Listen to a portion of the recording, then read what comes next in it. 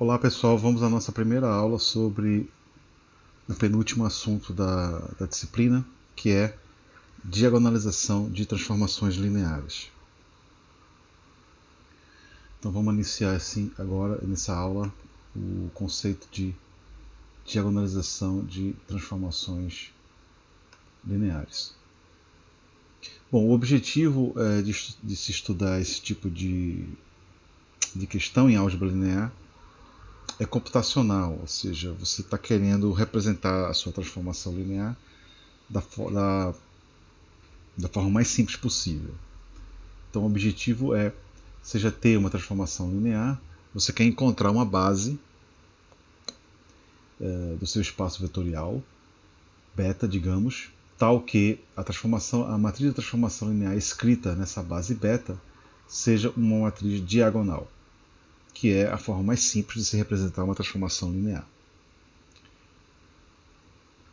Bom, a base da gente conseguir, né, o alicerce principal para a gente conseguir essa representação da matriz de transformação linear como sendo uma matriz diagonal, ela é baseada no seguinte teorema. Autovetores associados a autovalores distintos são linearmente independentes. Então isso é um teorema importante que tem a seguinte consequência fundamental. Você já vê um espaço vetorial de dimensão n e ter uma transformação linear que admite n autovalores distintos. Bom, a gente sabe que se eu tenho uma transformação linear que admite n autovalores distintos, né, pelo teorema aqui, né, anterior, eu consigo esses autovalores distintos, né, eu consigo autovetores associados a esses autovalores distintos que são linearmente, que formam uma família linearmente independente. Certo? Bom, se eu tenho um conjunto de n autovetores linearmente independentes e a dimensão do meu espaço vetorial é n, então a gente sabe da primeira parte do curso que esse conjunto de vetores linearmente independentes forma uma base. Então esse é o corolário, uma consequência do teorema anterior. Então, repetindo, né? O teorema diz que se eu tenho n autovalores, se eu tenho uma transformação linear, né, e eu consigo autovalores distintos, né, n autovalores distintos, então eu consigo uma base de autovetores. Porque para cada autovalor distinto eu consigo associar autovetores linearmente independentes. Certo?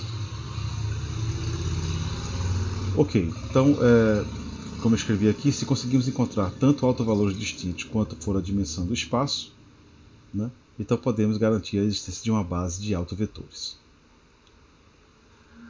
Considere que, vamos pegar um exemplo, né, T é de R2 e R2, uma transformação linear definida dessa forma, cuja matriz na base canônica é essa matriz aqui. Isso é um exemplo que já foi estudado duas aulas atrás. A gente sabe deste exemplo que A admite dois autovalores distintos, 1 e menos 2. Pelo teorema acima, para esses dois autovalores distintos, eles são associados a dois autovetores, né, que são linearmente independentes. Né? A gente viu aulas atrás que esse exemplo ele nos dá o seguinte: 1 e menos 2 são autovalores distintos. Né? Para esse autovalor, esse é o subespaço vetorial associado de autovetores a esse autovalor 1, e esse subespaço vetorial de autovetores está associado a esse autovalor menos 2. Né?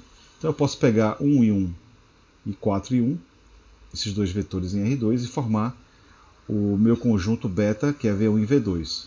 V1 e V2 são linearmente independentes, e como o R2 tem dimensão 2, então beta é uma base, formada de autovetores de T. Observe que quando a gente calcula a matriz de transformação linear na base beta, nessa base que eu acabei de construir, como V1 é um autovalor associado a ao autovalor igual a 1, né? Então T de V1 é igual a V1, certo? Isso aqui é igual a 1V1 mais 0V2. Então a primeira coluna da minha matriz fica 1 e 0. V2 é um autovetor associado a lambda igual a menos 2. Então T de V2 é igual a menos 2V2, que pode ser escrito como sendo 0V1 menos 2V2. Então a segunda coluna da minha matriz vai ficar 0 e menos 2.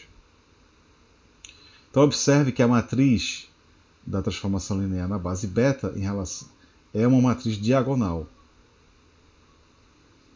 Certo? Então é diagonalizável. Né? Esse é um exemplo de uma matriz diagonalizável. A gente tem uma transformação linear de R2 em R2, que essa transformação admite dois autovalores distintos, e a gente sabe que dois autovalores distintos, você pode associar dois autovetores linearmente independentes, e aí eu formo uma base porque a dimensão do meu espaço vetorial é 2. Próximo exemplo é um exemplo um pouco diferente, porque neste caso eu não consigo achar três autovalores distintos.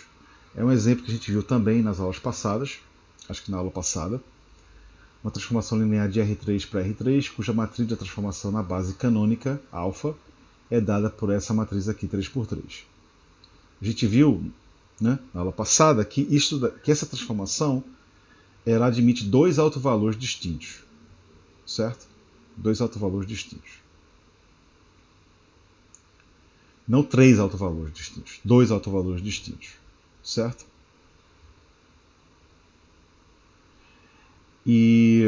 Mas, ok, a gente tem dois autovalores distintos, né? Não tem três autovalores distintos, porque se a gente tivesse três autovalores distintos, a gente conseguia automaticamente uma base de autovetores. Porém, esse exemplo mostra que não é necessário que a gente tenha, numa transformação linear, nesse caso aqui de R3 para R3, três autovalores distintos para ter uma base de autovetores. A gente vai ver aqui nesse exemplo que, mesmo assim, a gente vai conseguir uma base de autovetores. Por quê? Por causa do seguinte, observe que naquele exemplo, deixa eu voltar àquele exemplo, né? Essa foi a matriz, né?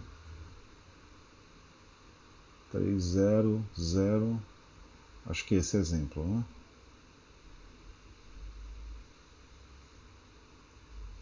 Exatamente. Na aula passada, esse exemplo, a gente calculou o polinômio característico, certo? Os autovetores associados a lambda igual a 3 são desse tipo aqui. Né? Esse é um subespaço vetorial, incluindo o x igual a 0, é um subespaço vetorial de dimensão 1.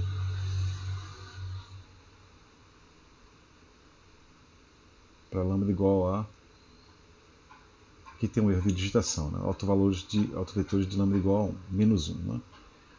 Os autovetores de lambda igual a 3 é um subespaço vetorial de dimensão 2. Né? Isso a gente viu na aula passada, certo? Então o que acontece aqui? Para o seguinte, né? O subespaço vetorial associado ao autovalor 3 ele é dado por esse subespaço aqui, que tem dimensão 2. O subespaço associado ao autovalor menos 1 é dado por esse conjunto aqui, né? Incluindo x igual a 0, que tem um erro de digitação, pessoal, incluindo x igual a 0, certo? Então eu posso tomar como esse espaço vetorial, subespaço vetorial tem dimensão 2, né? E esse aqui tem dimensão 1, né? Então eu posso tomar três vetores, 2 nesse espaço aqui e 1 nesse espaço aqui. Esse conjunto, forma beta, formado por V1, V2 e V3, formam um conjunto linearmente independente. Né? Por quê? Porque V1 e V2 são linearmente independentes, eles fazem parte da base dos autovetores associados a lambda igual a 3, né? E V3 faz parte do subespaço vetorial associado a lambda igual a menos 1. Né? Como o V3 ele é um autovetor associado a um autovalor distinto, né, de lambda igual a 3, 3 e menos 1 são diferentes, né? Então V3 é linearmente independente em relação a V1 e V2. E V1 e V2 é linearmente independente em relação entre eles, porque faz parte de uma base para o subespaço de autovetores associados a lambda igual a 3. Certo? Então a gente consegue, de fato, uma base de R3 formada de autovetores. Então, como a gente conseguiu então uma base de autovetores, a gente consegue diagonalizar a nossa matriz de transformação.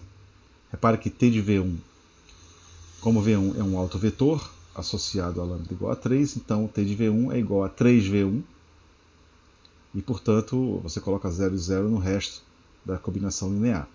Então aqui vai ficar 3, 0 e 0. T de V2 é um autovetor associado a lambda igual a 3, né? Então você coloca 0, 3 e 0, aqui é essa coluna. E o V3 é o autovetor associado a lambda igual a menos 1. Né? Então, T de V3 é igual a menos 1 de V3. 0, 0 e menos 1. E aí você conseguiu diagonalizar a matriz da transformação linear. Então esse exemplo mostra que para você achar uma base de autovetores não é necessário você achar n autovalores distintos, né?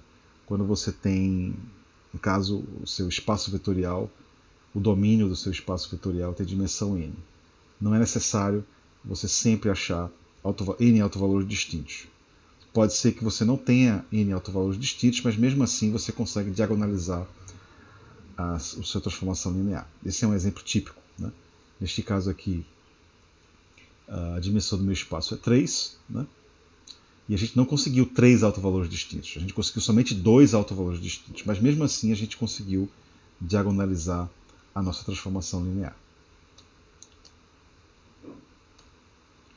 Bom, a observação é que, note que os exemplos anteriores sugerem que se a gente conseguir uma base formada de autovetores de T, então a matriz da transformação linear escrita na base beta, formada por autovetores, será sempre diagonal.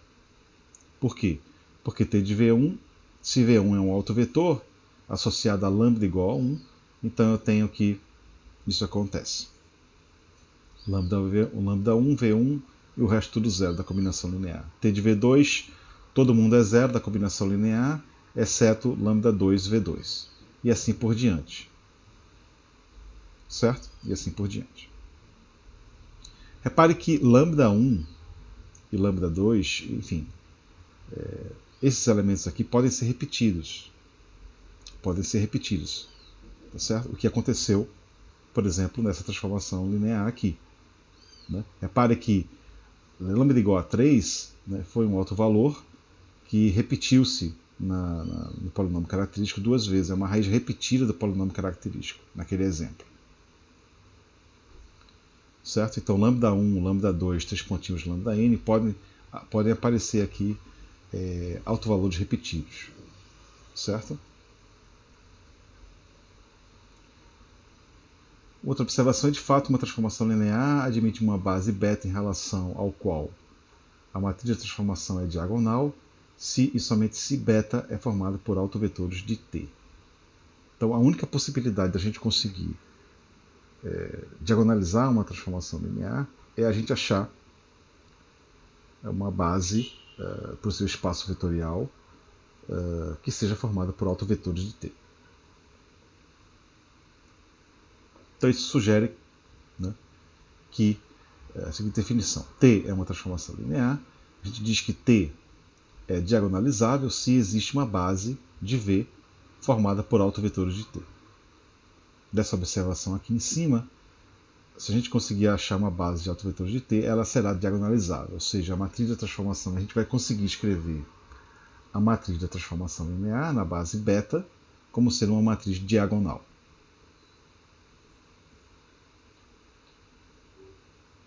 Ok?